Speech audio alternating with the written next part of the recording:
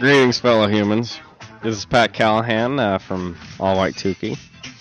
You're listening to another great podcast on the Four Eyed Radio Network. Yeah. Hi, this is Kyle from Arcade Bros. If you're like me, you like a little joy in your life. We're proud to present that we are sponsored by America Joy Print Shop. If you need cut vinyl, store lettering, business printing, forms, card magnets, and anything else printing needs, America Joy is the one for you. When you contact America Joy, just tell them the Fern sent you.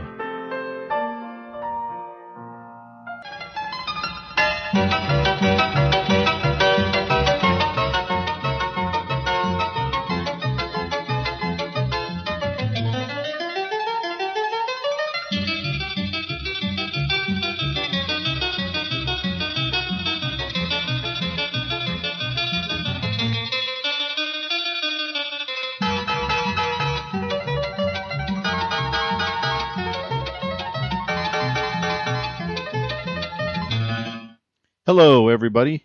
Welcome to the Idiot Section, a place for intelligent discussion, pithy commentary, erudite observations, and thought-provoking banter. Ha! We wish. Let's face it, our discussions are lame, our commentaries are ill-informed, our observations are mind-numbing, and our banter is no more thought-provoking than whether you want paper or plastic at the grocery store. Regardless, we still have a good time with it, and hopefully you will too. Our introductory music was written by Henry Jerome, which was the professional name used by Al Mortimer, and the song is actually called Dancing Ivories. It was originally copyrighted on November 2nd, 1959, and was used as the theme song for the Soupy Sales Show in the 1960s and again for his revival show in the 1970s. If you ever want to know one of the reasons for my own sick sense of humor, go check out some of Soupy's humor online. One of his classics is, "Hey, what is a microscope?" The answer is a really small bottle of mouthwash. Classic. My name is Esteban, and together with my co-hosts Kyle and Steve-O, we wrestle with the beast known as life, discussing our dealings with it, and the events, people, and things we come in contact with, as well as our other experiences with news, video, and music. As always, the discussions on the show are simply our opinions and beliefs, and in no way, shape, or form represent the views of the Four Eyed Radio Network, the Socially Awkward Studios, or the high-quality sponsors of this or the aforementioned entities. Furthermore, any celebrity impressions or voices you hear on the show are used for entertainment purposes only. Our show should be listened to for the pure enjoyment of it and nothing else. Now, since this is the month of Rocktober, with all things being spooky and all, today's episode of the Idiot Section is coming to you from the Double Butte Cemetery located at Broadway Road and Interstate 10 in Tempe, Arizona. Some of the inhabitants of the cemetery were buried way back in the 1800s, some of which are said to haunt the cemetery to this day, looking for their hats or their shoes. Now, history lesson about the Double Butte Cemetery, it's actually one of the oldest and most historically significant parts of Tempe, Arizona. In the beginning, the Tempe Cemetery Company was simply several Tempe families who were shareholders owning various burial plots at the Double Butte Cemetery. The Tempe Cemetery Company was formally organized and chartered on or about the 13th of September back in 1897. Plot sales for the grave sites appear to date back to even 1892. The original land was donated by Tempe pioneer farmer Niels Peterson. An additional land was acquired by purchase, and the newest section was donated by Maricopa County. Hey, look, there's an old-timer ghost right now. Hey, I'm not looking for shoes or hats. I'm looking for gold. Gold in that cemetery. Woo! Whoa, thank you, sir. You look great on the Powerball ticket, by the way. I'm on a Powerball? Yeah, have a nice day. I can't. I'm dead. Oh, that's true. So, Kyle, what have you been up to since the last show? I ended up getting a new microphone for a podcast that I was thinking of starting called Dev Speaks, but I'm still working out the kinks on that. Still working on that. Yeah, we're waiting for the kinks to be worked out on that, huh? Is that kind of tough to do? It is hard, yeah. It is taking some time though. But the microphone I got was nice. It was normally like $200, and I got a promotion through Amazon.com thanks to the 4-Eyed Radio Network. If you go to Amazon.com, you go through it on the 4-Eyed Radio Network website, and there's a banner. And when you click on it, it brings you to Amazon, so you just do your purchases as normal. Right. But they actually make a bit of a profit. And so with doing that, I ended up getting a notification saying that the $200 microphone is now only like $70.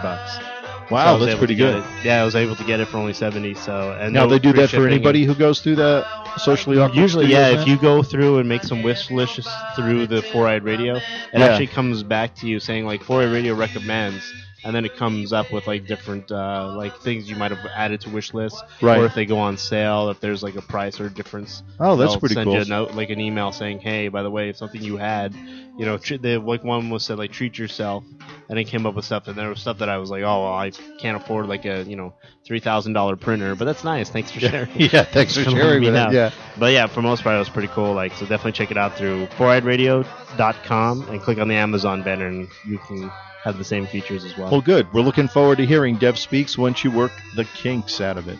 Exactly. So, what else have you haven't been feeling good? What's this? I hear about you being sick. Yeah, I'm a bit under the weather, which is actually funny because there's a guy, I was wondering as I was typing this about a guy named Donald Grant Mitchell. I go, is that your thing? Donald Grant Mitchell and his... That's yours. Yeah, okay, yeah. He wrote a book called Reveries of a Bachelor. Marvel is first recorded to state under the weather, Right. meaning somebody who's like a little bit ill or not feeling well, even drunk. Like, it's even referred to people who are intoxicated. Oh, wow. You can say that you're just under the weather. So try that when you get pulled over, but I don't know if I'm not drunk. I'm under the weather. That's actually a good thing to... Of course, I can't walk or blow the breathalyzer, because but he's under the weather. But yeah, so he coined it, but it was a misprint. So that's how, Right. but he still got credited for it because it was in his novel that he wrote. oh, that's pretty. But cool. yeah, I'm just not feeling too well. I've been having some pain in the stomach and in the lower abdomen, and they ended up drawing like it was like 10 giant things of blood, and then a couple little ones. I was like, just to be able to say. so when the woman was this woman was drawing it, and I was I realized it was going to take a while, so I started talking to her, like, oh, Right, yeah, because she said like someone walked by saying that her PTO was accepted. right. And so I said, oh, so where are you going? And then she looked at me weird, and I was like, PTO, like paid time off. And she's like, oh, yeah, like I'm, my daughter is coming in from a visit. I guess she's Russian, and I guess her daughter's coming in from Russia, and they're gonna. Right. Did you get tell her to together slow down? I did not know. Oh, okay. Really? Sorry, lame jokes. Especially with drawing blood. Oh, I'm yeah, not slow telling- down. Yeah, You don't want to be rushing this. So yeah, she was pretty nice though. Like we ended up we had like a good 2-minute conversation because they had to draw so much blood, and then I guess like her daughter has the same birthday as mine, but she was born in '84, and then I guess she just they're planning on going tour in the States, and Right. neither one of them have she's lived here for the medical, but neither one of them have actually gone anywhere in the States, so they're actually going to get to go and take a tour and A stuff. Russian road trip. Yeah, In Soviet exactly. Russia, we trip you. Yeah, exactly. Well, that's good. Well, the problem is maybe because you were chatting her up, maybe they only needed 2 vials. Yeah. But she Oh, was I don't having wanna- such a good. I don't want to. Oh, this is fun. I talk long time with American patient. I take more blood from him. We just throw it out later on. Well, no, it's funny because when she was setting everything up, I mean, she had Yeah. like the 12 there. Like they Wow. were because they're checking. I guess they're going to do like food allergy, They're going to check the thyroid. They're going to check like blood and obviously cholesterol Yeah. and all that stuff. So far, everything else was fine. Like I was 120/86, which she said is pretty good. That's good. I'm still 254. So based on last time, I was 296 at my last physical. So I've dropped quite a bit. So they said just keep doing that. I've noticed your weight loss immensely. So Yeah, Thank you. I'm 254 as well. Yep. I'm just years short for my old. weight. Oh, He's a hobbit. I even got the hair on my feet. oh wait, are you going to Hobbit Lobby? Yeah, Hobbit Lobby. Yeah, hobbit lobby. It's Yeah, where you can go pick up all the kind of crafts you need to make things, like your journals and your And your calligraphy. second breakfast. I'm I going think on an they adventure. even have little swords that Yeah. you could use to fight orcs and what have you. It Do also they has glow lead blue? on there. Only if you can run across a goblin. That's true. Is it goblins or orcs? I think it's both. Both Yeah. orcs and goblins. I think anybody in that family. It's kind of like a whole. Yeah, they're another kind of like a species. mix. Yeah, they're like a good mix of that. Yeah, it's like Shelties and setters type thing. Oh, You know, like horses and whales. It's the same thing. okay. Well, we all hope you get a speedy recovery and they can find out what the problem is and fix it right away. We need more blood. yeah, probably. Yeah, well, we were this close, but we needed. Actually, are you sure? Are you sure they were from Russia and not Transylvania? Oh, that's true. Yeah, maybe that's- they're maybe delicious. Romaine. Those, yeah, Well, then I'm Romanians. sick though, so have fun with that. Yeah, really, they'll end up with a sickness. Oh, look, it's my stomach. No. How about you? What have you been up to, Steve-O? I've just been dealing with unemployment and their BS as usual. They decided to tell me, okay, so with whatever the end of your social security number is, you have a certain day you have to call on. So they obviously switched it because I thought it was 1-2 on Monday, 3-4 on Tuesday, Right. so on and so forth. Yeah, so why don't I- you just tell us what your whole social security number is? Exactly. By the way. So you would call in on whatever your number ends in or whatnot. So I called on Thursday thinking that was my end day. And then the woman was very rude on the phone.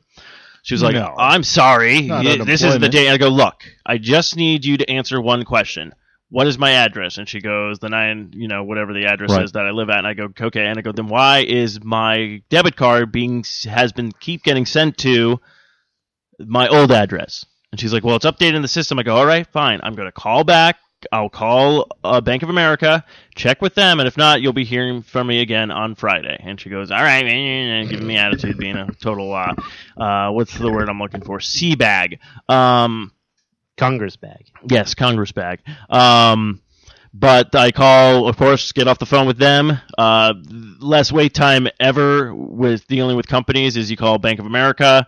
They call up. I'm giving them all my information. Everything's checking out. Get to the address, and I go, "What's your address?" And I say my address. The guy goes, "We have da da da da da." I go, "So Right. you have my old address?" And he goes, "Oh, that's your old address?" I go, "Yes."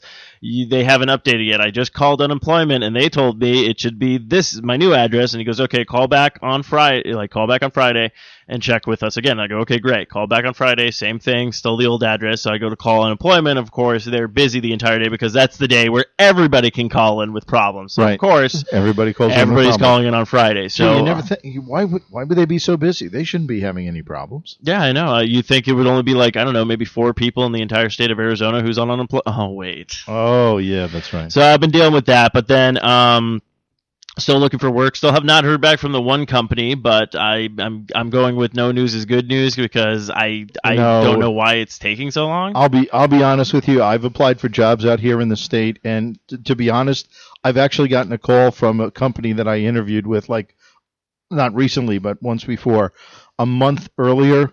Now, meanwhile, I've already been in a new job for 2 weeks, Yeah. and they call, "Oh yeah, we'd like to hire you." He says, "Well, I just took a new job 2 weeks ago here," and they're like, "You did?" Yeah, like Yeah. Like, oh, you mean you were sitting around waiting for us to get back Yeah, that's to the you? thing. It's like I'm not sitting around waiting for them to get back to me. I'm still applying for other jobs of that. It's just very Right. weird that they takes- So yeah. I just don't know if they're waiting like for a certain date. Like I don't know if they're like they have to wait for because it is a medical company that I did apply for. Right. So I just don't know if they have something going on with the government right now.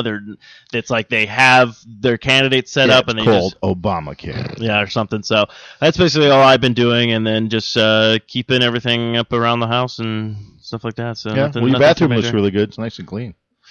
Yes, I actually just cleaned, I think, Friday, and then I Smells put up a couple of minty. new posters and whatnots. They look lovely. I actually put... That's been there for a while, though. transport. No, it Oh, hasn't. was that last time I it. was here. And then No, it wasn't. Megan and all them were just. It was the other day when I was here. Oh well, yeah, but I'm talking about the last time you were in the studio. It wasn't. Oh, that's true. The studio that's in the Desert Butte Cemetery. Yes. We're next to that old prospector's grave. Anyway, what I've been up to since our last podcast on September 28th, I've actually broken another toe. Oh, really? did you? Yeah, I did. Jeez. Yeah, I just. Are you just dropping stuff? Or No. It's what it is. I go to reach for something, and it's. Dad just and then keeps I hammering toes. Slam my Yeah. toe into the. You have to go to the no, store and the- get Okay, food. the first time I broke my big toe was because I'm going up the stairs. Okay, Oh, yeah. and the stupid dog Riley decides, I'm going to go up You the stairs know too. And instead of running to the side of me, Yeah, she decides to run through my legs. So she ends up tripping me. I end up falling and slamming my toe into the step. We're playing. And then she's like, "Whoa, what's taking you so long? Get up the stairs." So then the other day, what it was is I was putting away the gate that I was using to keep her from going up the stairs.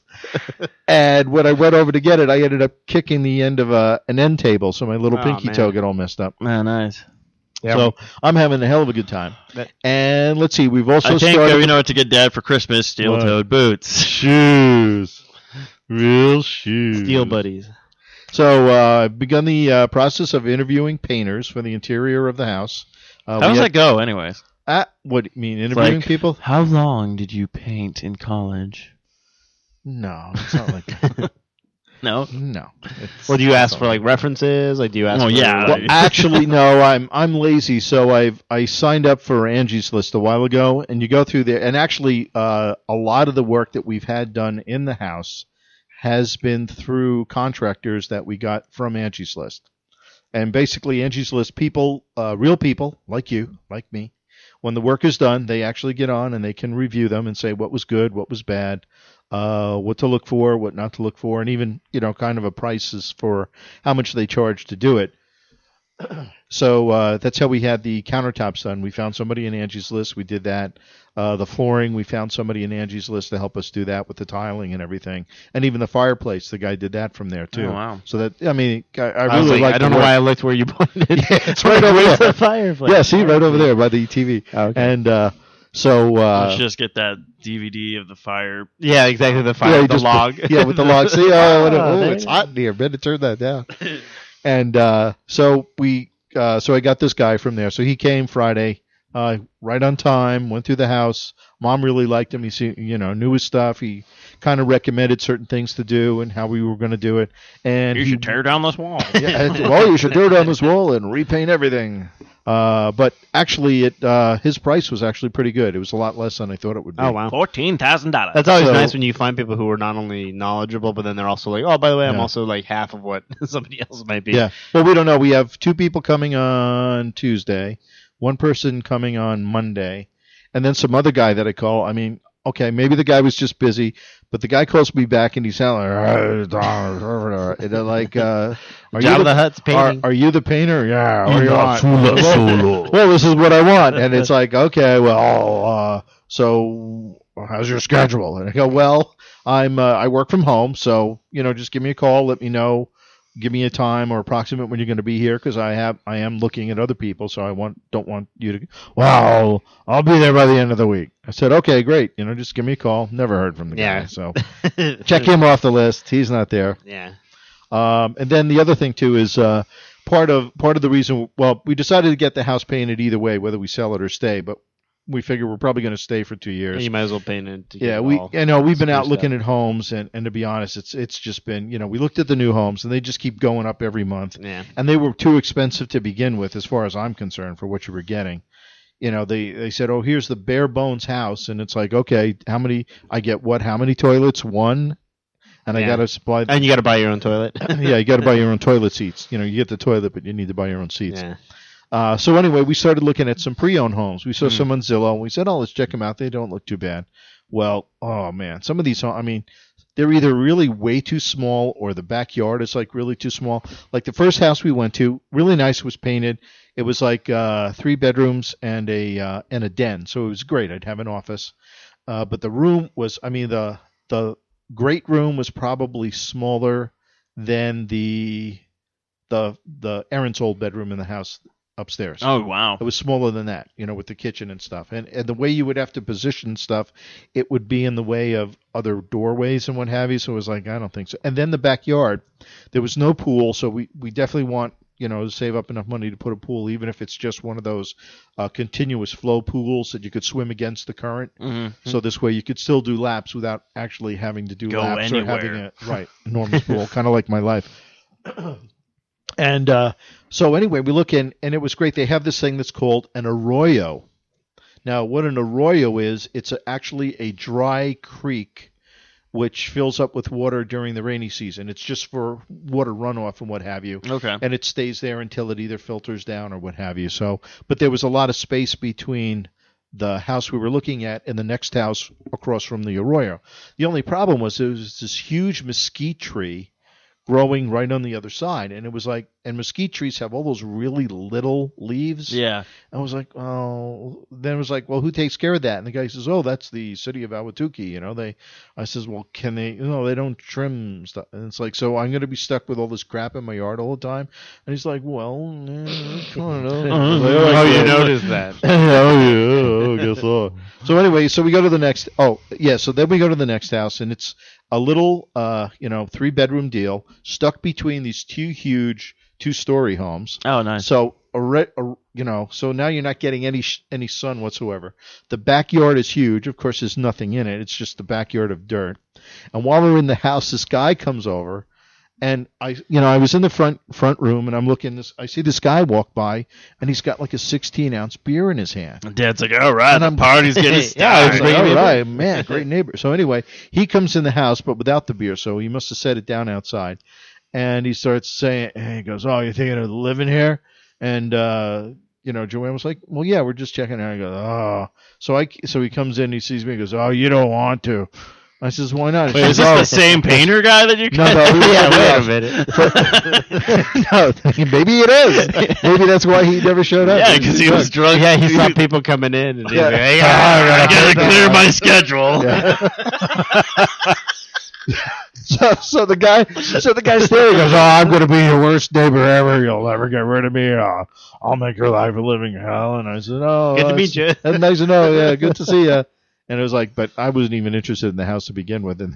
And so then, as we're leaving, we see the guy, because we go around the corner. We see the guy staggering through this field to the the mobile on. Oh, yeah. He's probably going to go there, pick up some more beer. Or he's going like, next you don't want door." to shop at this mobile. I'm the worst customer ever. Where's my painting supplies? And then let's see what else I did. Oh, I went on an interview this week, and I failed miserably. So I'm gonna Is that before or after you decided to Lex Luthor it? after. Mhm. So no, it was just It probably didn't help when they're like, what are your goals? You're like, to kill Superman! take over the world. That's what I want to do. And then let's see. We also interviewed 4 other landscapers, but we hired one. He starts on Tuesday, and good thing because my yard doesn't look that good. Was the other guy just not available anymore, or Well, were you guys I having remember problems with him? Well, the other guy that we had, he was good initially. Oh, and then just kind of. And then it was like, he used to come on Thursdays. Then he started coming Fridays. And then a couple of times he came like on a Saturday. And I was like, But I you're don't like- want you on a Saturday. Yeah. That's when I'm kind of like wanting to hang out and do stuff That's when like I this. gotta go grab my beer and go to my neighbors and go, you don't want my beer? And then the thing was, it was like, I told the guy, this is what I want. I want all these trimmed. I want the grass cut. I want the trees trimmed. And I want the weeding done. Fairly simple. Yeah. All you got to do is Landscaping. look, if you trim this bush and it looks like this today, 2 weeks from now, I want it to look like that again. And it was like you'd have to go out every time and tell Like him, I remind need you him. to cut this. I need you to cut. And then I asked him, then I had some broken irrigation. Mm-hmm. And I hate doing irrigation because you got to first get the rocks out of the way, dig through the dirt, go down, and the leak is never where you You think know why it they is. call it irrigation? Why? Because it's irritating. Oh, yeah, and it is. So I asked him, okay, can you fix Good one, this? Steve. So the guy says, oh, okay, I'll fix it. I have And then my he comes moments. back the same day, like after he's in the. I'll have to have somebody call you and tell you how much it's going to be. He says, great. When's that going to be? Tuesday. Never call. So I ended up He's probably having to working with fix that the painter irrigation. guy. Probably, yeah. Oh, yeah. Hey, you gonna fix the irrigation for this guy? I gotta drink and tell people to stop going to this house. It's probably the same guy. I bet. Yeah. So anyway, One I man. did that. So finally, I Multiple found jobs. these- yeah. So finally, there were guys working behind me, and I saw the yard that they were doing. I said, what the heck? So they start on Tuesday, so that should be Cool. fun. Are you sure you didn't get the woman from Family Guy that was mowing your lawn where you're like, can I have it like this? And she'd be like, no, no, Mr. Mooney. No, I need like No, this. I think I trim like this. No, I think you like these. Oh, and then what was happening is the guy was sending his sons. Yeah, And the that's sons knew nothing about landscaping. I mean, all they would do is go around with the trimmer and trim everything. And then at one time they cut the irrigation in one of the plants because they were just chopping it with the irrigation, so they sliced that. And then my palm tree out front died because I didn't realize that it wasn't getting any water because they cut the line to it. lovely. So I had to replace that. And then he comes in and we had a palm tree that we were leaving something there so that it would grow. Yeah. And he comes by and he cuts it. And was like, do you even know what you're doing with your plants? No. So they're not there anymore. Oh, okay. So that's it. See ya. Unless they were the kind of people that are like, look, I don't want to take over my dad's business. The next house we get, let's just do a horrible job. Yeah, and they'll never come back. I told him I want to be a dancer. Yeah. Billy Elliot. That My explains, name's yeah, Billy Elliot. that explains why they're just dancing. all day. Broadway rhythm, it's got. Hey, can you put the everybody- Anthony that Goddamn kids always dancing. dancing out there with the lawn edger. No wonder my plants look like that. So, Kyle, do you got an idiot or fun story of the week? No, I do. Yeah, I guess think it's you mine do. first. Yeah, I guess you go first. Okay, great. Well, what I found. Because this kind of bleeds into yours. Ah, okay. Literally. Yeah. Or it leaks into mine. There you go. Anyway, the story I found this week came from the Huffington Post. Supposedly, there is now a British line of fart filtering underwear, Oh, nice. and it's doing a huge business, especially in the United States. According to one of the spokesmen from the company, Americans are making up the majority of our sales at the moment. Since word about the odor-neutralizing Shreddies, that's the name of them, passed through the internet a few days ago, the company has experienced a 400% increase in orders overall. Shreddies weaves a carbon cloth called Zorflex into its rear panel, and it can squash the smell of 200 times the average flatulence emission. Now, in 2008, the company began to serve customers with digestive tract woes, but branched out. It's a product for everybody because everyone farts, the spokesman explained. Now, men's boxer briefs cost between $39 and $45, while women's panties are about $31 to $34. Now, is this just one, or do they come in bulks? No, I'm sure you'd probably want to buy several if you're of Yeah, I imagine it's, Of the like flash it's one. probably like a you know, pack. unless every Tuesday night is like Taco night. Taco night. Yeah. And well, I just need that pair for taco night. I don't need it for the rest of the week because I'm okay. Now, a product called the Flat D Flatulence Deodorizer is also on the market. It's got an activated charcoal cloth pad that tapes to the inside of briefs to mask the stink. Imagine your silent but deadly farts now just silent. I was often wondering if these could be used with those pee pants that we had came across a couple of shows ago. So we're just going to make like Cross-branding. number ones and number twos. That's right. And then, I was hoping that maybe I could get a pair of these for Farters Day. Nice.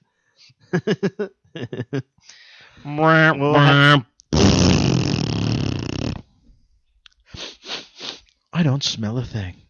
Is that roses? Though, but can we get ones that have like the really like funny smells? So it'd be like someone farts, but then it's all like, someone make cookies? Yeah, Yeah. That would be a whole new way to take it. You know, you could, lavender. So all of a sudden you're just relaxed. just in the elevator at work, and someone's all like, brownies? Yeah, like, Yeah. Ooh, wow. Somebody's making brownies somewhere. Yeah, somebody's making brownies. time. Oh, you better believe it. You don't want to live in this elevator. why not? It smells like brownies. Yeah. Meanwhile, in Estherville, Iowa, there was a squirrel roaming a community college in northern Iowa who has become the number one suspect in a vandalized bicycle incident. Well, to be fair, he's a little nuts. Oh, yeah. Ayo. I'll say. Officials at the Iowa Lakes Community College in Estherville say that the rodent was chewing through 2 tires, a bicycle seat, a headlight, and a taillight in the span of 2 days beginning on Wednesday. Wow. Industrious little rodent, isn't it? Now, the Sioux City Journal reports that the bicycle owner, an associate math professor, reported the incidents to the police. But another professor later came forward with a photo that shows the squirrel attacking the bike. Now, what I love is he takes the photo, but he doesn't shoo the rodent away. Oh, of course It's like, not. oh, no, this is Oh, going no, on. because this is going on he's like, YouTube. this is going on Reddit, man. yeah. Everyone meme this right now.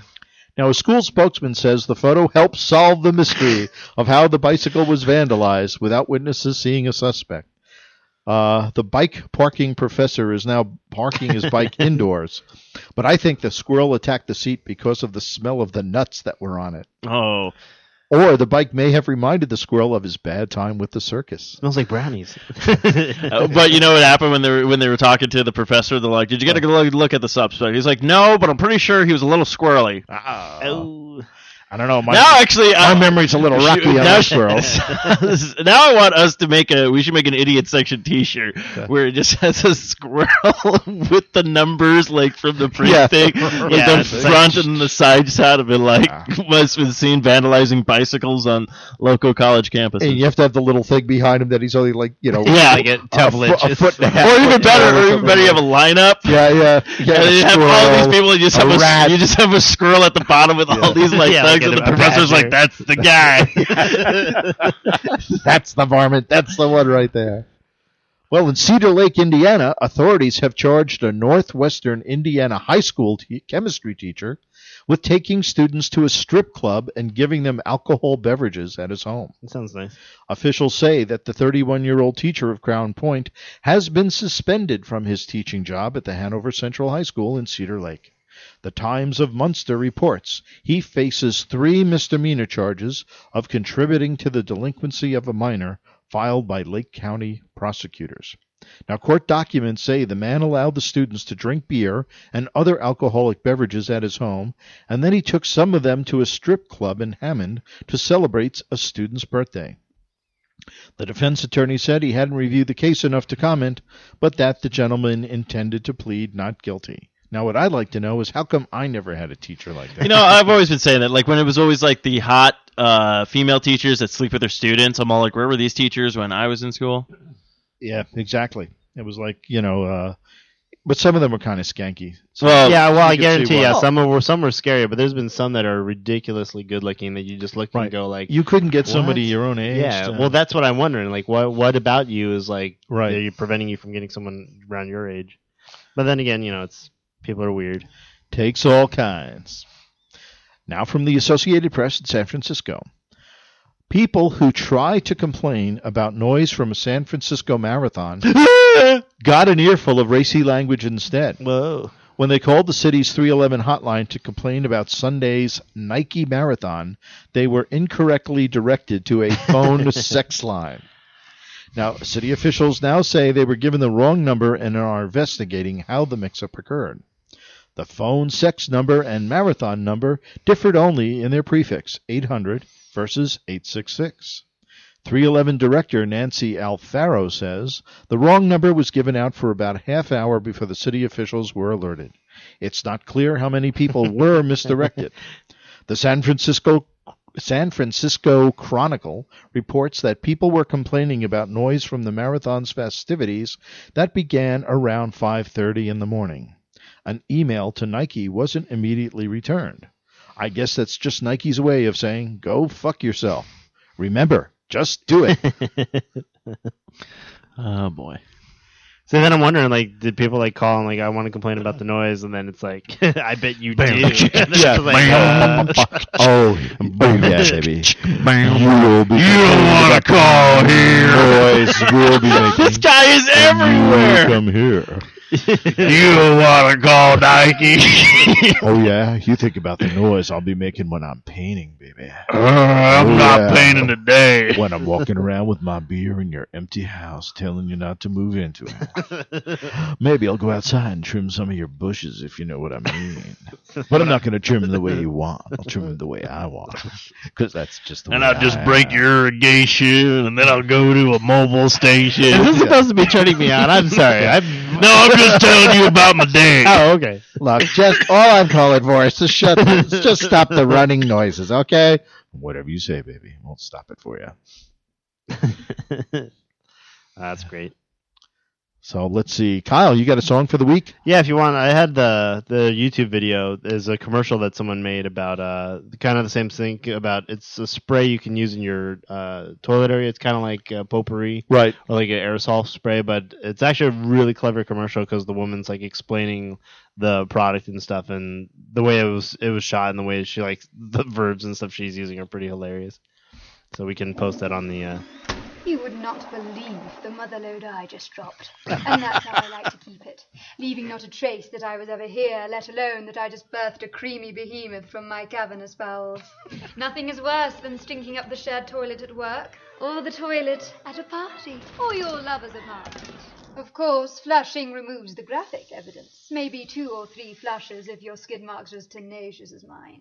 But what can be done of that subtle scent of a 300-cow dairy farm? Aerosol air fresheners aren't the most effective option, or the healthiest. Trying to mask the stench, giving you a nice blend of ChemLab carnations with just a touch of feces. So, how do you make the world believe your poop doesn't stink? Or in fact that you never poop at all? Poopery. Poopery is the before-you-go toilet spray that is proven to trap those embarrassing odors at the source and save relationships. Simply spritz poopery in the bowl to create a film on the water's surface that actually traps the odours in their porcelain prison. And when your little astronauts splash down and make contact with the film, they release poopery's pleasant aromas, so all those around you can smell as a refreshing bouquet of essential oils. Yes, it is a real product. And yes, it really works. We've sold over 4 million bottles. On Amazon alone, there are over 1,000 reviews rating it 4.8 of 5 stars. That's a better Amazon rating than the iPhone 5. If it doesn't completely stop your stench from spreading, send it back for a full refund. Our unconditional stink-free guarantee. If your poo stinks, click here to get your poopery today at poopery.com. So whether you need to pinch a loaf at work, cut a rope at a party, or lay a brick at your boyfriend, your days of I love the words. or prairie dogging it are over. Poopery. Our business is to make it smell like your business never even happened. That's really well done. Yeah, it's pretty clever. Oh, and if anybody out there is actually interested in poopery, if you go through the Socially Awkward Studios website and click on the Amazon link and buy some, we will profit from your poopery. Yeah, we'll go ahead and we'll post the link on the Facebook page. It's a really done commercial because the entire time she's sitting on a toilet, so it's like she's in the office area and she's just sitting on the toilet while people are around her and everything like that. So it's pretty funny. But that is pretty cool. If we also want to play, so what's the song of the week that you found? There's a band out. They've been out on the radio recently called Capital Cities. They have the song called Safe and Sound. Right. Yeah, I don't know. It could be just because I'm crazy. But yeah, so they have a song out the radio they play over and over again called Safe and Sound. And so then I got the album a while back and I was listening to it, and there's a song on there called Farrah Fawcett Hair. And it's got the guy from the NPR who's always doing the like NPR brought to you by like cancer and whatever, patients of this, and so like he's on there, and so this is just a little clip of that song with him on there, and so just doing some audio, and some of his audio. Support for Capital Cities comes from Lazy Hooks.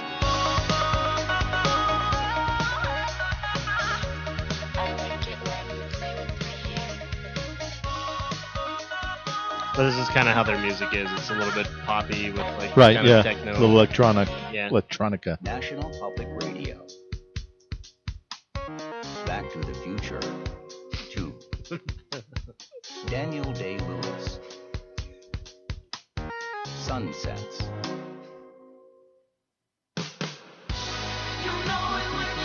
And so they have him kind of like as the vocals in the track. Going through the whole thing, yeah.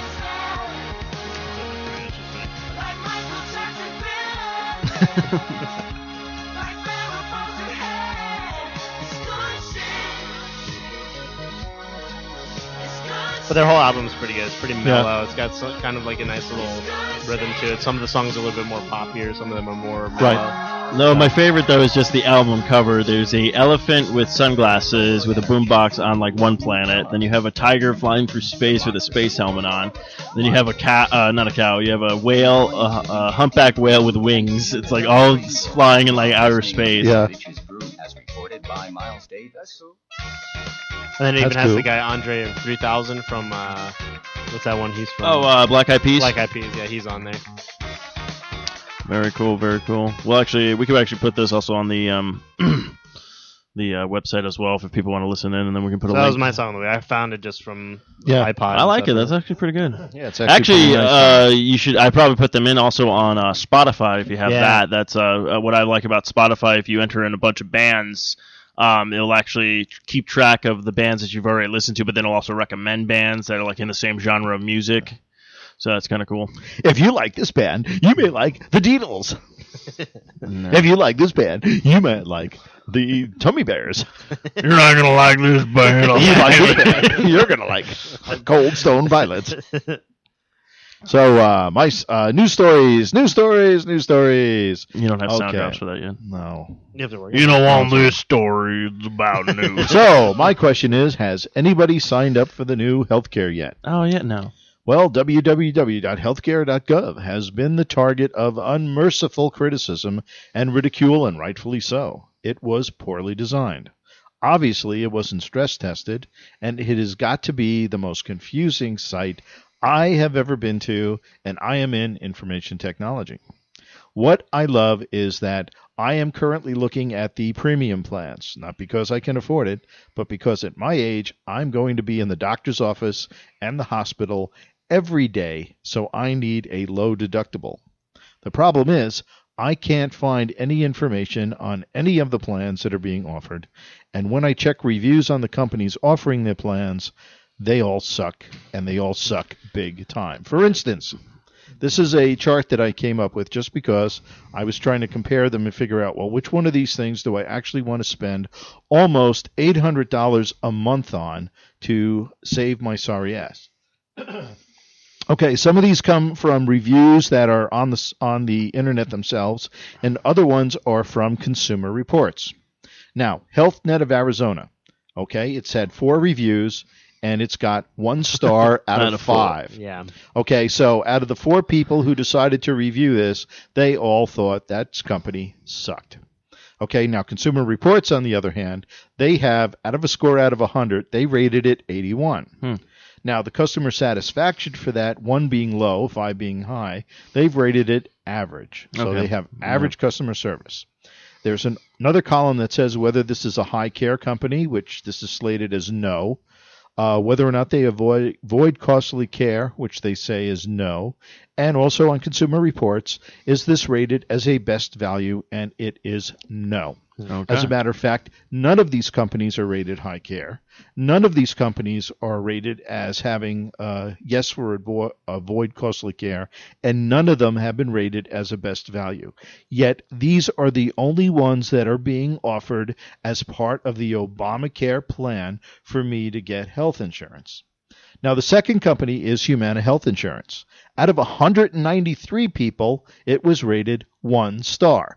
So again, 1 star out of 5, 193 people who decided to rated it crappy time. Consumer Reports rates it of 78, and the customer sat for that is 1, the lowest you could possibly have. Moving on to Humana Health Plan, Inc. There were no reviews on it because I guess the people probably didn't live long enough to write a review. And the Consumer Reports has it as 79 out of 100. I thought that was But my age. This is a customer sat rating of 2, so at least it's a little better than the other one, but who knows if you can live long enough to actually And I read thought a that was the review. number of kids I had. Now, the next one is Health Net Life Insurance Company. Out of the 93 people who rated it, they ended up with the highest rating of 1.5 stars. So basically, out of all, and the next one, Health Choice Insurance Company, hasn't been rated at all, probably because nobody's using it. Yeah. Now, what I love is, and that the customer sat rating for Consumer Reports was a 3, so it's average for that one, and they scored an 81. Now, the thing is, if you just take the reviews of just normal, regular, everyday people who choose to review it, and you look at what's here, this is what's being offered, and these are premium plans, people. God. These are the plans that they are giving to the high-end, not the high-end people, but people probably in their over 50 group that actually need more health insurance because chances are they're going to have heart attacks, they're going to have rectal dysfunctions, they're going to have all kinds of bad things that are happening to them. Now, All at the same time. all at the same time, probably. Well, that's how the dinosaurs died. So not only are you going to have to go to the doctor, but you probably have to go to the hospital the same day.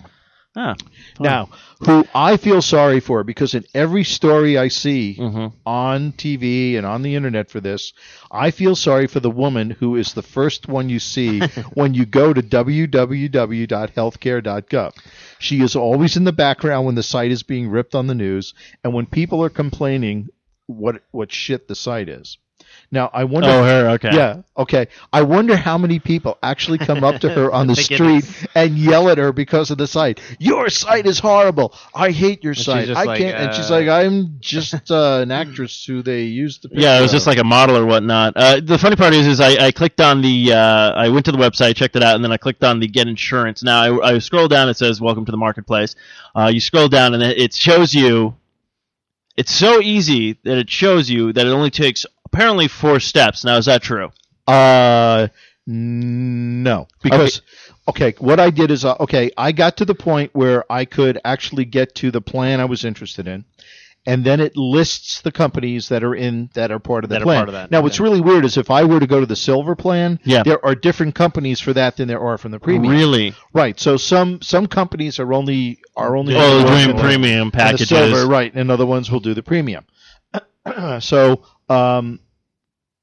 So basically, once you get there, it's like, so this one says, we have the butterfly plan, and this one says, we have like the groundhog plan, and this one's like, we have the mammoth, the monkeys who never shit plan, and so, but great, that's the name of your plan. How do I find out what that plan is? What's the plan? Do you just cover monkeys who never shit, or do you cover Also, people who yeah. never shit? Because All right, sometimes I have that problem. All right, Mr. Ape, your application is done. The last question we have for you: do you shit?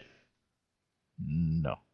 Fine. But I actually did some research. There actually was a review for Health Choice Insurance Company. It said, you don't want to get this insurance company. It's your medium. I'm a patient I'm like a me. patient drinking it all. I'd like to review the health. You don't want to do That's how it is. But anyway, nearly a month into the dysfunctional healthcare rollout, the Obama administration officials said Friday that they found dozens of website problems that need fixing, and they tapped a private company to take the lead.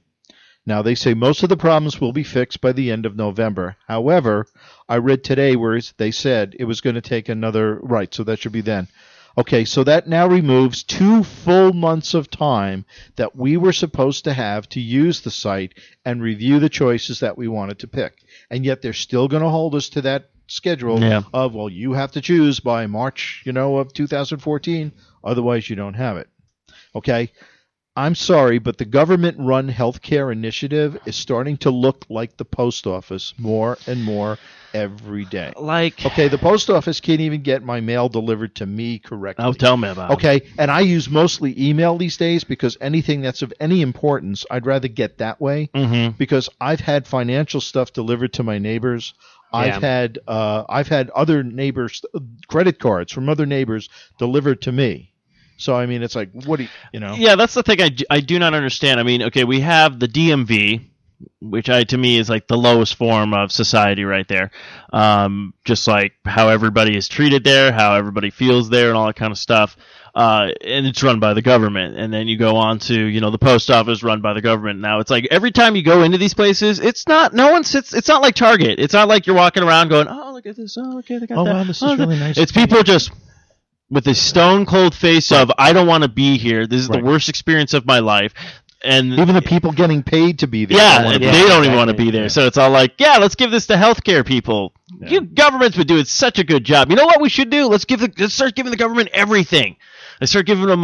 They can take control of childbirth initiatives, and they can start taking over for sports teams. I think the government should run them. I think they're already running the Cardinals. Yeah, right into the ground. You don't want to play for the Cardinals. Okay. Well, for instance, the TSA, that's a government-run agency. They've recently started to close what they consider non-essential airport towers throughout the country, and there's already been at least 7 or 8 reported near-miss incidences because of that, because they're trying to save some money. But they probably didn't tell the people that they closed the towers. Yeah, probably not. You have the memo? Yeah, I sent it air delivery. No, seriously, Mike, did you? No, I didn't send any. But anyway, there's a new guy in charge of the healthcare site by the name of Jeffrey Zients, who says that... I really thought you were going to go with Jeffrey Dahmer. No, so anyway, he says they are making almost daily fixes to the site, but they are already having an impact. Now, what I love is this is his quote. For example, over 90% of users can now complete one of the first steps creating an account. Okay, that's great. But like you said, there's 4 steps. What about the other 3? Yeah, great. Don't worry about that. And it's not even 100% of the people can complete it. You can now enter your first out of name. 10 people, 9 people can complete step 1. So does that mean nobody else can complete steps 2 through 4? But what I love with step 1, what step 1 is just create a login. Right. Yeah. What's your user ID and pick a password? And Sorry, pick a password. You can't use that password. Why? It's already taken. But the password? This is the first time. Yeah. Well, it doesn't matter. We decided you've already had that one. Either way, anyway, that'd be like, you want to sign up for Xbox Live? Yeah, I want to sign up. We're sorry, the username "This Sucks" has already been taken. Well, you know what's funny? Also in this article that I kind of copied some of the information from that I'm commenting on, they said they tried to make the site similar to Amazon. It's like, okay, no, you didn't. No, wait a second. Time out. If you were going to make this like Amazon, why the hell didn't you just contact the company that created the site for Amazon and get them to build you this one? Yeah. Amazon works. Christmas time, Amazon works. It's just... Oh! And you know what? If you go to Amazon, you could get to it through the Socially Awkward Studios and click on the tab, and Amazon works. This is the thing. They're like, oh, you mean Amazon, like to buy stuff? No, we're talking about the porn site, Amazonians. I mean, that site's horrible. I mean, you can't find anything. Half the time it's just broken links, pictures of dogs. Yeah. Anyway, you get 911. From what I understand, the site... We're like, that's the site for us! The site is still hit or miss, and most people signing up have done so by downloading the paper copies of the forms, filling them out, and sending them in. They said more people have signed up that way than through the site itself. Unbelievable. Thank you, U.S. government. So, Kyle, you got some... what else you got for us, news-wise? Oh, I just saw there's a story on... we were following... they put the chain link fence over on... yeah, I saw that the other day. Yeah, the golf course. They finally, I guess Pulte Homes bought it from the guy, Guy. Oh. The lakes. But, of course, they put a chain link fence over it because Guy decided to feel like now it was a liability, because now that he's sold it, now it's a liability. So they put up these chain link fences with barbed wire all around the properties, right in front of people's homes and stuff. Yeah. So now they're trying. There's a thing getting passed to try and get those taken down because it's causing a hazard for people trying to walk to school. Because there's this one part on the road between Mountain Point and I believe it's 46 or Knox or something like that. Right. Where there is no sidewalk. The only place to walk would be the hill of the golf course. Right. And sure enough, now they have a chain link fence, so they have to walk in the streets. There's no bike lane or anything, so it's causing an issue with that as well. So we're going to get that taken care of. But when I was on there, AZ Central had a story about this elderly man with Alzheimer's woke up and was like, oh, where's my wife? Goes into the living room, and his wife was in bed with a 22-year-old man. And so, All right for her. yeah, that's what kind of was like. Oh man! So he ended up asking the gentleman to leave. The guy refused, and so he started like poking him with his cane. Yeah. Like, get out of here! Like, I don't want you in my house anymore. Get out of here! And with that, like, the guy got up, but he started coming after the older man, and of course, the older man was smart enough to have a firearm and ended up shooting the guy in the hand. So the guy ended up refusing treatment, and just like he was basically arrested and saying because he was refusal to leave a property and all that, like. He's there, but they were asking things. They were asking neighbors and stuff, and one neighbor just basically said, like, "I don't think he's gonna remember this anyways because he's got the Alzheimer's." So it's Right. like he's not like it's gonna suck because if he has to go to trial and stuff to say what happened, there's a good possibility he might not even remember any of it, and the guy might get off scotch free for being like in his house and doing Well, stuff. all I have to say is my son was playing with his gun and it went off. And I want you to get off my property. yeah. Who are you again? Your wife's not property. She's my property. Get off her. Yeah, that's her name, property. I'm the Monopoly man. Oh, man. So that's gotta suck. Like, worse luck that you wake up and it's like, up. Yeah. I mean, yeah. But first off, okay, Like, he's 68, so his wife has to be around the same. that's what I'm age. saying. Like, if she's around the same age, 20, you know. Yeah, that's- she's like, yeah. But that's the thing. It's like, what's in the 22-year-old's mind going on there? I'm like, I understand there's the cougar factor when it's like women in their like yeah, but 40s. this is like saber-toothed Yeah, this is like woolly mammoth territory. Yeah, right. Yeah, it's Oh, like I love my grandma. Do I get cookies, grandma, when I'm done with this? you get pee pants. Oh, oh, good. Oh, actually, what was it? They were releasing movie trailers. New movie trailers were up. The new Captain America. Oh yeah, you posted that. Winter Soldier. Yeah. Looks amazing. And then they're finally doing it, and they're actually doing it CGI, which I was like, okay, good. You're not trying to do a live action one, but they're doing the Peabody and Sherman movie. Oh my God. It's actually by DreamWorks, and it looks actually wow. pretty funny. Oh, that's pretty good. So- I used to love those characters. Peabody here. Here's my pet Sherman. Hello, Mr. Peabody. Where are we going today? Well, Sherman, set the Wayback Machine to 2013, where healthcare was reigned supreme. Yeah. The updated let's go Peabody back and there. Sherman. Yeah. Oh my God, there are people everywhere dying. What's wrong with this?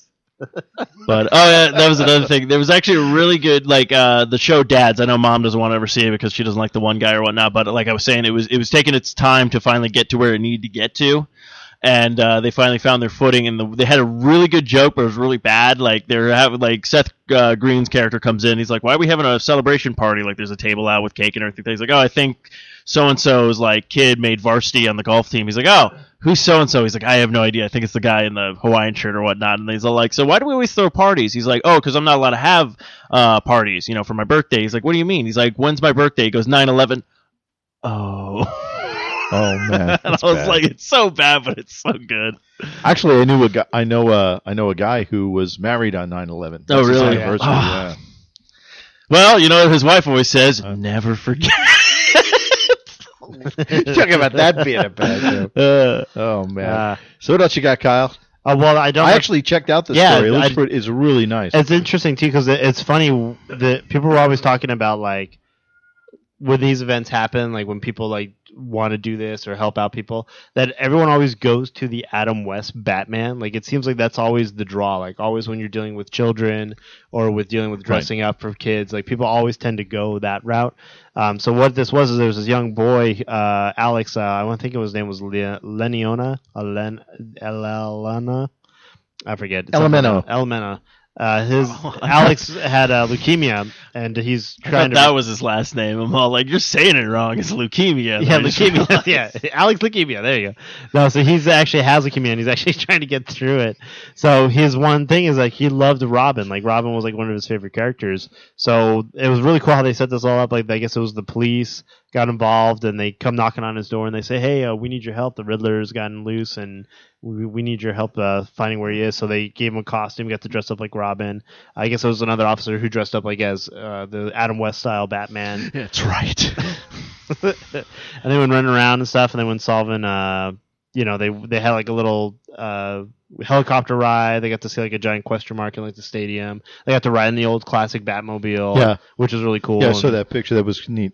Yeah, I think that's really cool. So it's just neat to see like people like who are not only fans of it, but when they hear like, oh, this kid wants to do this, like how far they go with it. Like they could have just been like, here you go, kid. Like Batman walk around the block. You stumble around. You don't want to live in this area. Oh, this is Gotham. Yeah, we don't want to live here. Batman's here. And then I fought pirates. Yeah, and then he fights pirates with the kid and stuff. And the kid kicks the one guy in the butt. Yeah. Actually, no. I think the reason why a lot of people go with that Batman and Robin, because it's if you look at all the movie of Batman with Robin, Robin is like an adult, and you're That's like, what? And this is the only one that actually Burt roared when he was he's a kid, and that's what Robin, was, and then until he grew up to be, the teenage Robin, like we've seen in like the some of the shows and the comic books now and stuff like that. But yeah, I think that's why everyone kind of draws towards that Robin, because that's like the only Robin that's like he's a kid, Right. And everything like that. Yeah. Plus, it's Adam West. And he has the greatest line ever, which I still think if they release an uncut version of Dark Knight Rises, they need to put Adam West in the movie just for a short scene and him just going, some days you just can't get rid of a bomb, as Batman flies off with the bomb and the thing. That would have been That's huge. what I said. Oh, that would have been huge. That would have made the movie. Like I think a lot of people said, like after everything else, like if he just was like, some days you just can't get rid of a bomb and like takes it out, it would have been yeah. pretty like, oh, kudos to you. Or I was hoping he was going to climb up a building and then Adam West would be like, do the same. why are you walking like that? Yeah. Well, it was cool because like we were taught, they were listening to Kevin Smith has the Fat Man on Yes. Batman, and he had a couple guys on. They always say like, well, why? Like when you say Batman, people already have like something in their mind. Like they either have like the Michael Keaton, Right. They have a comic they read. They have the Adam West, but they said a lot of people always have Adam West as like the Batman. So you actually notice it in comics like Frank Miller did this comic called Return of the Dark Knight, and it's like this really like gritty, apocalyptic kind of like Batman, where he's a lot older. He goes back into Gotham after all these like crimes happen, and then of course when he comes back, a lot of his villains come back, and he was kind of stylized in like the Adam West style. Yes, he had like the shorter ears, he had these things, but he was just like this big, honking guy now. Actually, I should let you borrow I don't think you'll probably watch them, but if you wanted to borrow I got the movies that they did an animated adaptation. The Joker is voiced by Ben from Lost. Yeah. The guy from Pursuit of Adventures, yeah. and then Batman's voiced by RoboCop. Yeah, the original RoboCop. Wow. Yeah. So it's really cool though. Yeah, so like it's neat to see Hold how. it, citizen. Yeah, exactly. actually, he does say Dead or that. alive. He says something. Yeah, Dead or alive, you're coming with me. But yeah, it's pretty cool. Like how like a lot of people always revert to that, and especially like this, they always say like a lot of times when people are doing things for kids, they always dress in like the old style Batman, and it's just kind of like it's neat to see like that. And there's actually I'll send you the link to it. There's there's a film out called. Based on this kid called Becoming Batman, and what it is, it's all about people who use Batman of ways to give back to communities, like this guy who runs in like Kenya to raise money, so he dresses like as Batman when he jogs. A police officer. I would have gone with Black Panther. A police officer who was an orphan and became a police officer based on Commissioner Gordon.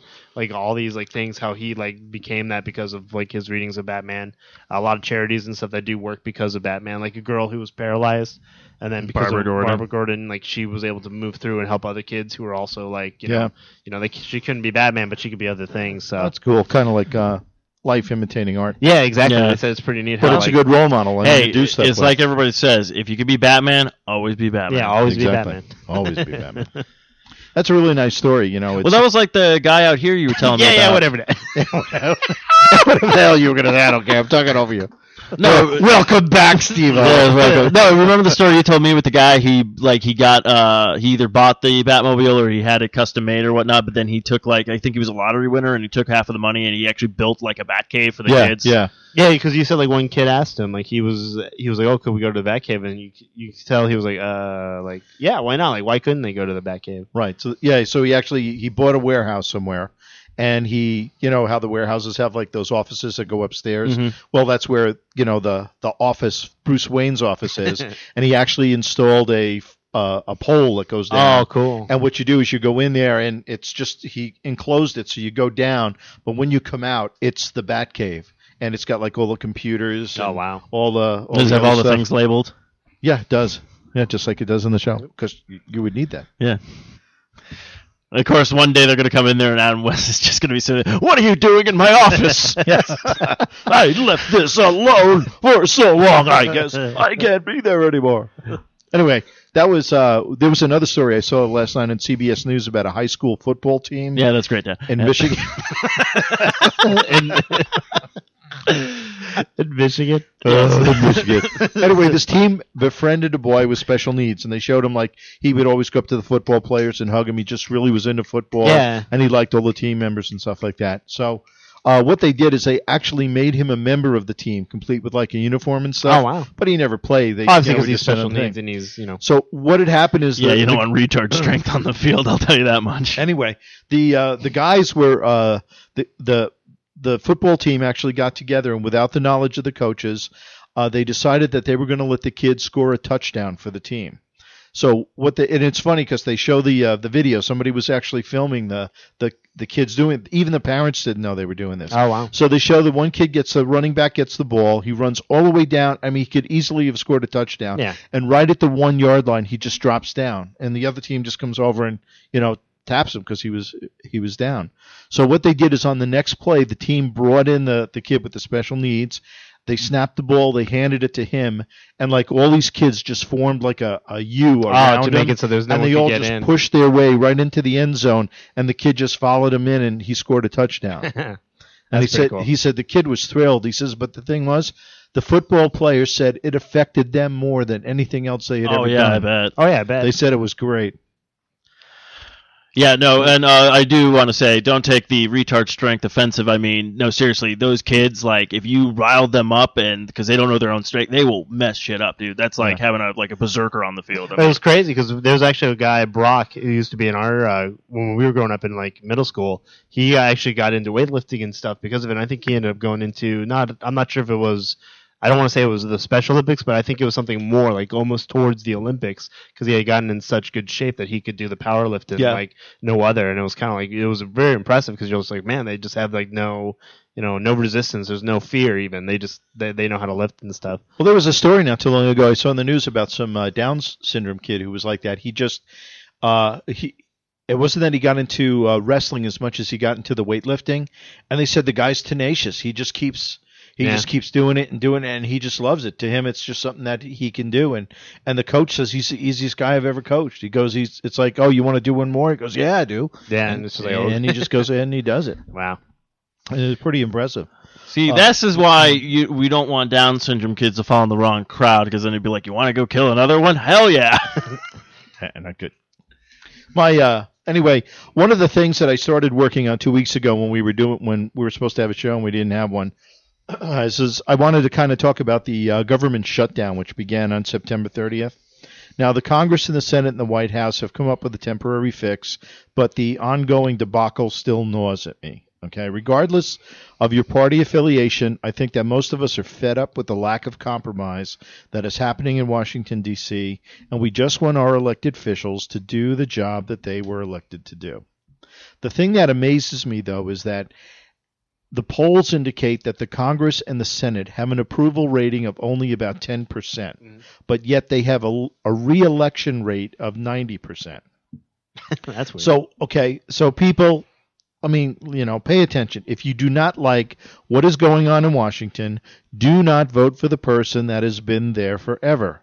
There's an old saying that goes, you are insane when you keep doing the same thing over and over again, but expect a different result. Okay, if you don't like what's going on in Washington, is it? Yeah, that's a quote from Albert Einstein. That's because he was doing the same thing over Yeah, and over he's again. like, bombs! I'm creating bombs! E equals MC squared. E equals MC squared. E equals MC squared.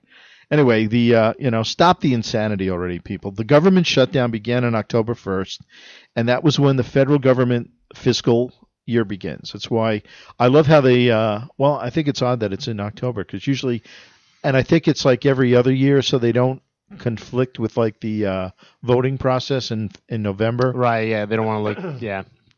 Now, because the Democrats and Republicans couldn't come to consensus on spending bills that provide funding to agencies like the Small Business Association, federal parks, and passport processing, those agencies and the people who work for them had to stop working. Yeah. And some of them were actually living paycheck to paycheck. Yeah, like literally no paycheck for you for 2 weeks because we couldn't make up our minds. Right, because we couldn't make up our minds. But meanwhile, the Congress and the Senate, they get paid regardless, which I think is lovely. So Now, what you're saying is I should become a congressman or a senator, because technically I don't know shit about the government, so already I've got the job. you're qualified, yeah. More than qualified. More than qualified, yeah. Wait, he doesn't know anything? Oh, man. I know at least who a president is. Well, what I think, some believe that the issue stems Put your from the pants back on. Republican Tea No. Party members. Now, in my opinion, the Republican Tea Party members are like the Al-Qaeda fringe of the Republican Party. They just want to... Well, yeah, they're like the radicals. Yeah, that they are just so, want to like, defund or They ran derail out the cages. everything. And what I love is that they were setting it up that saying that the only way that they would vote for it is if they defunded the Patient Protection and Affordable Care Act, which known as PPACA, but it's the Republicans also jokingly refer to it as Obamacare. Right. Now the problem is that's backfired on the Republicans, because what's going to happen is Obamacare is going to go in. Eventually it'll work, I hope, and it'll be tied to a Democratic president. And it's it's going to be like his like, hey, his his stamp on thing, the book, and the Republicans are going to have nothing. Yeah, It's like, going what to be did you do? so good job, Republicans. Everyone will remember the shutdown now, which is what they're getting blamed for, even Right. though it was both parties. Now, the other Republicans, not all Republicans are bad. Some of them realize that the Affordable Care Act was a done deal. They already voted on it. They already said, yeah, let's go ahead and go for it. But if they were to go against the Tea Party, they thought it would divide the Republican Party, and that the whole party would be seen as disjointed and weak. But they are disjointed and weak, because the Tea Party candidates are just out there. Mm. Now, once again, I would have a lot more respect for the Republican Party to grow a pair and stand up to these uncompromising morons and explain to them that the government and politics is about compromise, and that no library filled with Dr. Seuss books will save them. I was like that one guy who got on the floor and tried to Cruz, filibuster. yeah, he was filibustering. He's like one of the Tea Party, darlings or something like that. You know how I would filibuster? I just get up. We got trouble, kids. We got trouble in. Here, let's go. Have a hoedown. Yeah. No, you know the song from was it The Music Man? Yeah. Where he's like, I've seen trouble, my friend. Right in Yeah. River City. There's capital T, and that rhymes with P, and stands for pool. What fun we have. Anyway, the Republicans, I think, are shrewd enough to realize that if you provide health insurance to millions of people who did not have or could not afford it, that these people will be more inclined to keep the sponsors of this initiative, namely the Democrats, in power. And while the health care law does not directly tie to the funding of the government, it is being used as a bargaining chip to keep the government shut down.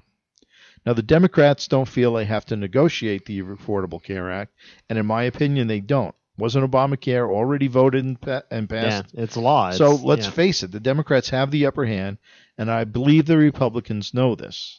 The Republicans, led by a small band of fanatical Tea Party members, were just trying to get their 15 minutes of fame at the expense of the government workers who were out of jobs and who were not getting paid. I still think that they should tie any of these things that affect the federal government, including the deficit, to paying the Congress and the Senate, that they don't get paid until this stuff is rectified. Yeah, exactly. And not only do they not get paid, they don't get any retroactive pay. Yeah. So if it stretches out for 5 years, guess what? you No don't get pay. paid for 5 years. Yeah, I agree with that. You know, where's the incentive for them to actually get it done? Well, that's what was funny is I think someone else brought it up too. During the time that the FAA or the TAA, the flights, TSA, the flights, when all the flights were having problems. Well, they ended up, Congress passed it like that Friday, like evening. They were able to finally like come to terms, pass something, and get it done. Was because they were all breaking for like 2 weeks.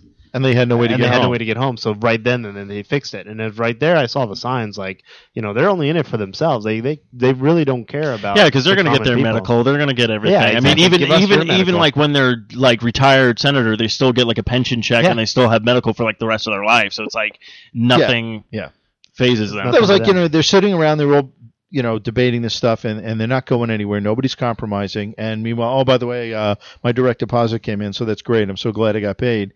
And it's like, I wish I could get paid for not doing my job. Mm-hmm. I'd love to just be able to sit there and go, oh, what are you doing? Oh, I'm surfing the net because I can't come to an agreement on which way I should do this. So, by the way, I am going to get paid for this. Well, that's what people said. Like, try going to your mortgage company saying, I'm not going to pay you until you throw in a free car, and see how far that gets you. They're going to be like, well, guess what? Like, we're taking your home, we're taking your car, we're taking everything else. Yeah. And it's like, but so why are these people trying to do the same? Like, well, we're not going to fund the government until we get what we want.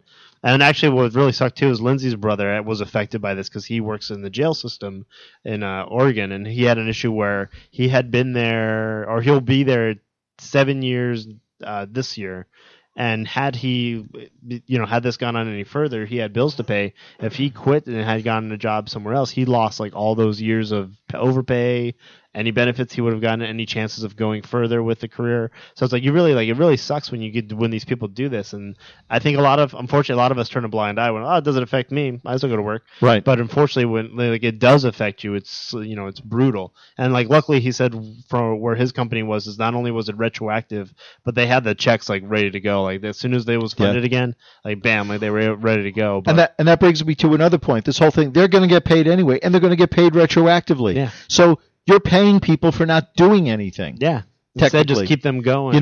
Just if they're going to get paid for it anyway, regardless if it takes you 2 weeks or 2 years to fix the damn thing, why don't you let them go to work? Yeah, just let them. They're going to get paid for it either way. Okay, just don't pay them. Make them go to work because they're going to get paid for it anyway. Yeah. I don't know. What I'd like to do is I'd love to see every American investigate their current elected officials to see if they are truly serving the country or their party. And if they're merely touting their party line, I would hope that you would vote against them in the next election. Nothing is going to change in Washington unless the electorate demands it, and the way to show it is at the ballot box. Question. Throw the bums out. Question. What if next election, what if nobody voted? What would that do? And literally, if every single if everybody went on strike and did not vote in the next election, I think we'd have elections till someone got voted in. I mean, unless there was only one person ran for president, if only Biden ran and no one opposed him, then I guess. Well, I'm saying let's say it's let's say it's the normal. There's two candidates, everything's up and running, and all that kind of stuff. But then it comes election day and nobody votes. I don't know. Nobody throws down or anything like that. What happens? Then to me, it's get your shit together and we'll pick somebody. Then finally, if we have the power, people, let's do it.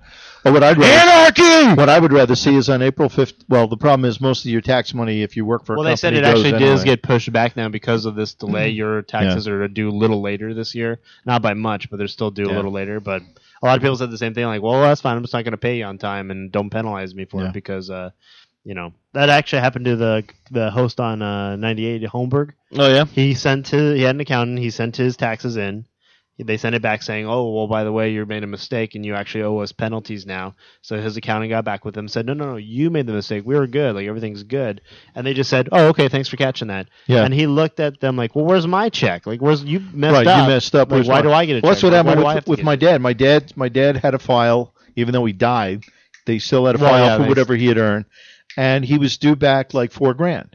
Never paid it. And kept asking where it is, what it is. My sister actually had to contact a it's one of those advisory things that you do because they kind of a watchdog for the IRS, and she had to pay an additional $61 in certified things to send it to the IRS to prove that he actually filed, and then after that they but there was no penalty to them. Oh, yeah, of course They just paid whatever they needed to. Meanwhile, it's, almost 7 months later that they're finally giving you the money that was yours to begin with. Not retroactive. That you should have, I should have, you know what, they should have wrote back to him and going, if he had this money, he wouldn't have died. That and then sue the government even more. No, but it's just dumb. That's what I've always said that. I go, look, when you do everything correctly, they don't care. They'll take their sweet time. They'll do everything like that. But as soon as there's one little thing, thing or something like that, they're all over you. They're like, give me a buck, give me a buck. Right, right. Anyway, I agree. That's my 2 cents. Well, Lindsay and I said the same thing because we after hearing about everything, we were both okay, well, what is it? What are the bare bones issues? And it isn't, like you said, it isn't about Democrat, Republican, Independent, Tea Party. It's all about exactly you've all been hired to work together. I mean, this country shows you that we are capable of working together, which is what a lot of our other countries hate about us, is that they can't get along, but yet here in this country, for the most part, we can get along pretty damn well. And that's what we don't get is you've been hired to specifically play nice. That's simply it. Just get in a room and play nice and do your job. And well, that was who was it? It was even somebody had come up with a book. And it shows on the cover. No, it's called Everybody Poops. No, the other book I was talking about. Oh, okay. That was the one where Reagan and Tip O'Neill are on the cover. And they used to work together now Tip O'Neill was like the head of the Democratic Party in the, I think the Senate and stuff. Yeah, like the and Reagan, of course, was president of the United States with the Wait, Republican end. But they used to always work ran? together and try to craft things that would benefit both sides as well as the country. And that's why certain things happened the way they were. Who is Reagan? Reagan. Why does he sound like JFK? No, this is JFK asking who was Reagan. Reagan was, you see. I don't know. So I don't do that. I didn't know he was in Nebraska. No, he wasn't. Then why did he sound like don't you know? Oh, it looks like Reaganomics is making a comeback. Yeah, There you go. you see. Mommy. He was very was. soft-spoken. He's like, well... Oh, I hate to break it to you, Reagan. I didn't see. That's why my head exploded in the back of a... Come on. That's just awful. Hey, that's the truth. Anyway, our last show Yeah. was taped the day before the Breaking Bad finale. So we that's have right, now yeah. had a month to digest and get used to a world without new Breaking Bad shows. I think the finale tied I'll up tell you, quite it stinks. few loose ends. Except for maybe Saul's bodyguard, Huel, who was still sitting in that safe house, waiting for Hank to it's come not on in here. and get it. Oh, no, he's getting his own sitcom. It's called, what's his name again? Heel. Heel. It's Heel's House. Oh, no, I posted 2 links. I guess they're not on your page anymore. I had these 2 links for Huel. Oh, yeah? One is this literally, it's an hour-long video of Hank going like, till you're safe. And he walks out, and then it just plays elevator music of it like, doo-doo-doo-doo-doo-doo. Oh, that'd be funny. It's just his face and the face he's making. Yeah, when he sits there. It's so good. But like that's all it is. It's like an hour long of that of just him sitting there. As long as it takes to keep you safe. Yeah. And then there's another one called Huel's Rules, and it's like basically like a Tyler Perry spoof on like kind of comedy show where him and his whole family go live in the safe house then. Oh, God. And he's just like walking around like Huel's Rules, and it's just like, so his son breaks the TV, and it's so bad. So that's just it. It's him sitting there, and then it keeps going back to his face, and back to him just sitting there. It's just that, Oh, and it's the face that he made when he's like, well, how long am I gonna sit here? And it's just him like this, but they just keep like. Yeah. Then let's see. I see. I have the links in here. So Okay. here's the other one. The Tyler I'll post Perry them on spoof. our page too when the show goes. So Yeah, people that can one's an watch it. hour though. It's hilarious. Yeah, like if you skim through, like the music gets faster a bit, but stuck at that safe house. Where's this cop Hank at? I got him assigned at 3. Vince Gilligan's Huel's Rules. Now that his family's come to stay, Huel's gonna have to make this safe house into a safe home. Oh, baby, why can't we order pineapple like I like? Does this look like a fruit salad to you? Huel Babineau is back, but now he's got a family of Babineaus to deal with. Come on, girl, I gotta go. This pizza has turned into a hot pocket and it's ready to shoot out like a rocket. You rule. You got a Babineau the rule. Man, this thing only has 3 channels. One for each one of your brain cells. It's a laugh riot. Oh, baby, I forgot to tell you, my mom's coming for a couple months, so she's gonna stay with us. What? Where should I put my bag? Oh, man. and it's him like dressed up as like a mom. Oh, God. Like Tyler Perry would do, just dressed up. Several barrels of money. You don't rule a thing. Baby, they cut off the electricity, and there is no food in the refrigerator. Listen, when I asked y'all to move in with me to protect y'all from Heisenberg, I knew it was gonna be tough on us. As long as we're together and we have love, that's all you need in this world. You know, we gonna be all right. Dad, the TV won't even turn on now. Boy, I'ma Heisenberg your ass.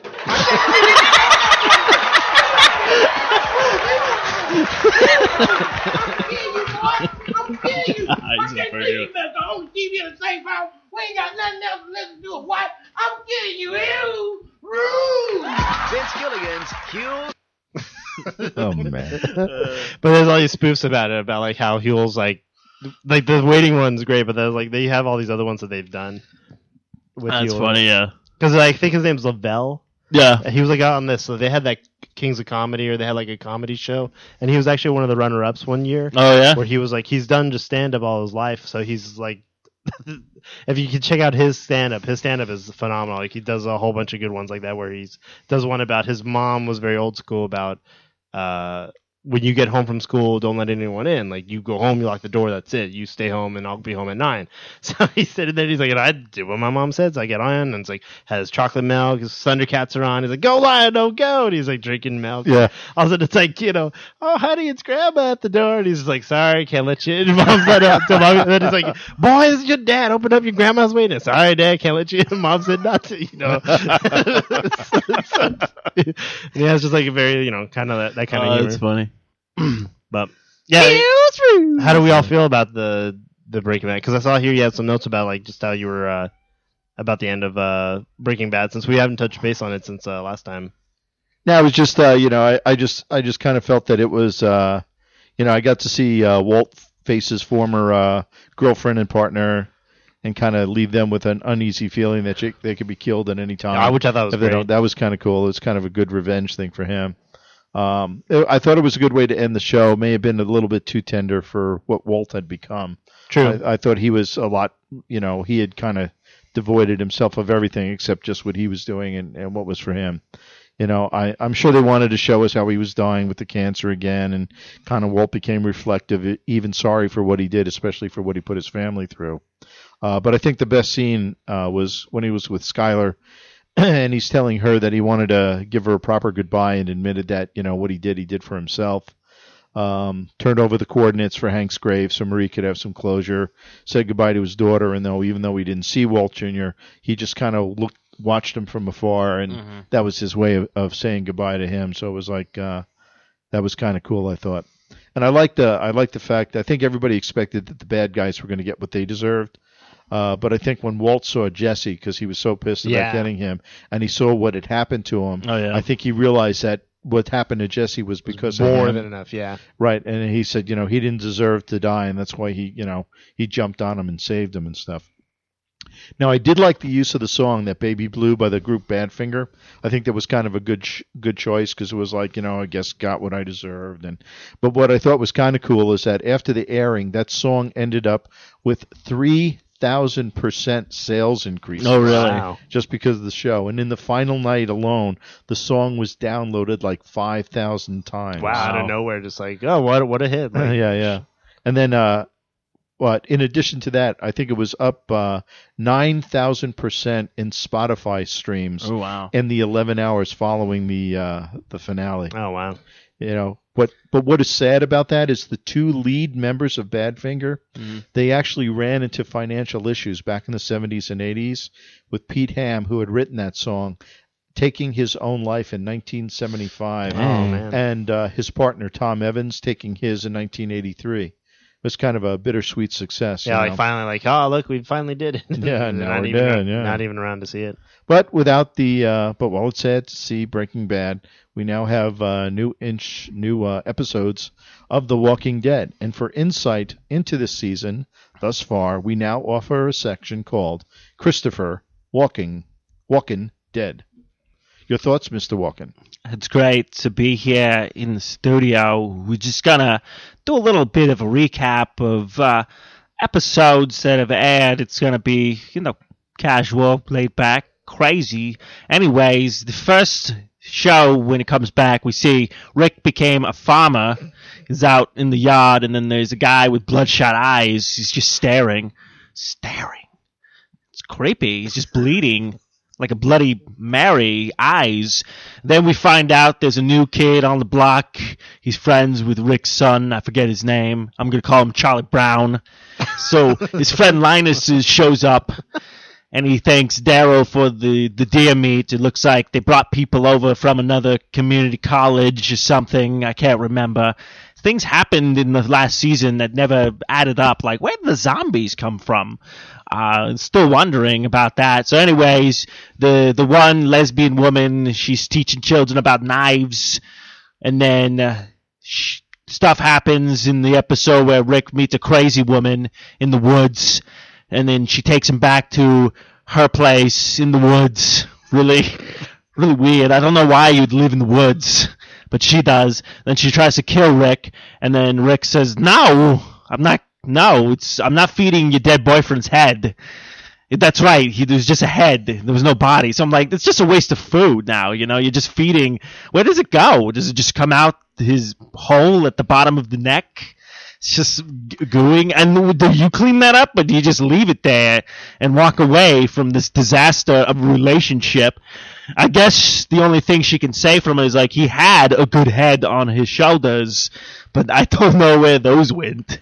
So anyway, she stabs herself. Rick asks a couple of questions because she's like, what were the questions? And he's like, I don't know. How do you spell onomatopoeia? I think was one. And why is there a head over there? I think was number 2. At least that's what I was asking. And then 3, I think, who cares? Maybe it was your favorite color or something. She should have said red, because then she would have been taken back to society, but it leaves her there. Then when they go back, Doogie Howser's friend goes to take a shower. He's coughing, apparently passes out, wakes up in the shower like I'd done a couple of nights back in the 70s, and he's zombified. Cut to episode 2 now.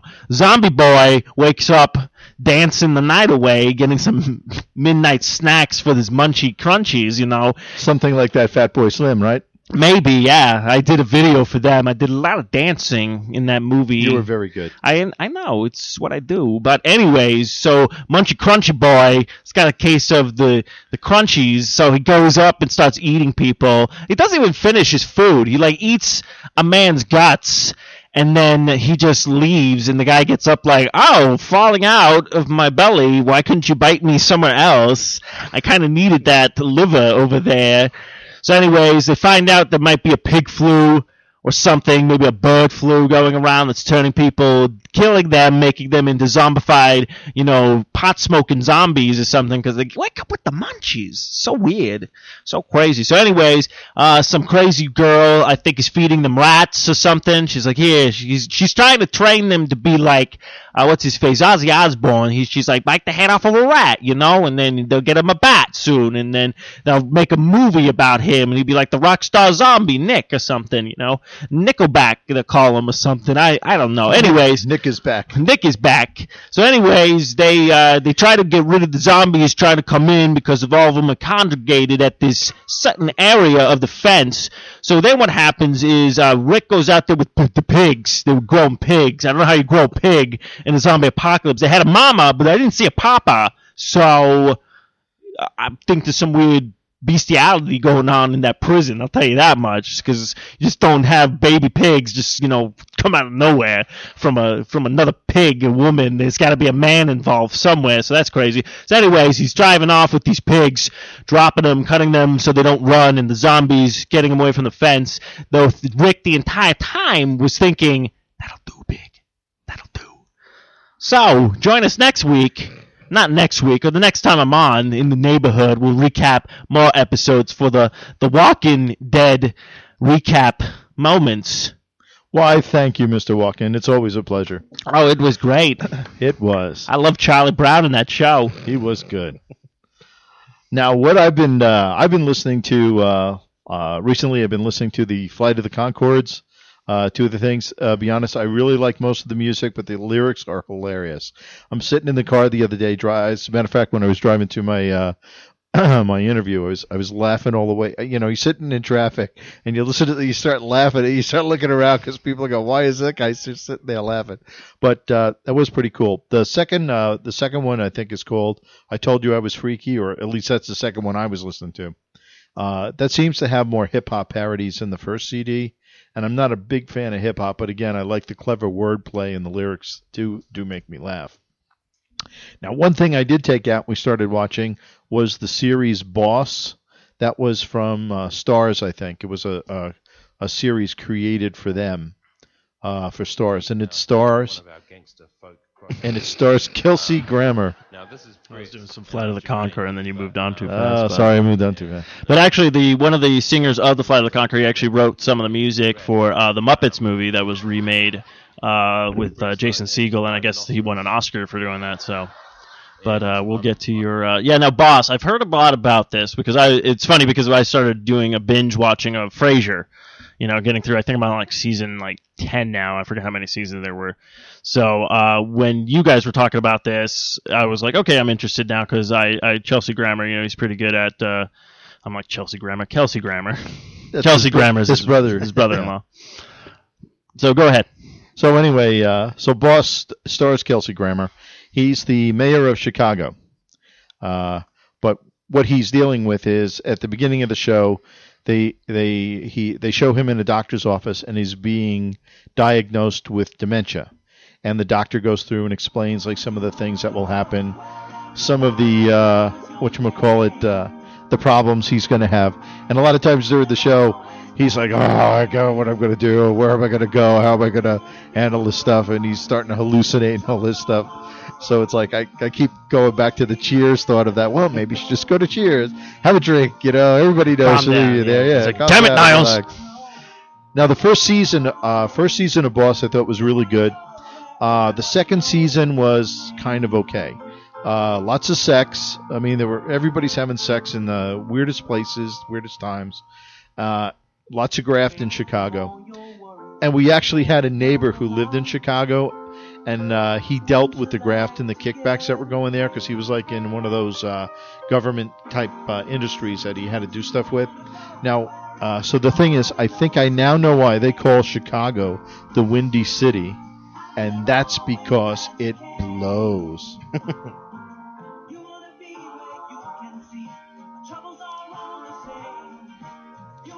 Sometimes you just want to be where everyone knows your name. Yeah, you don't want to go there. There's too many people know your name.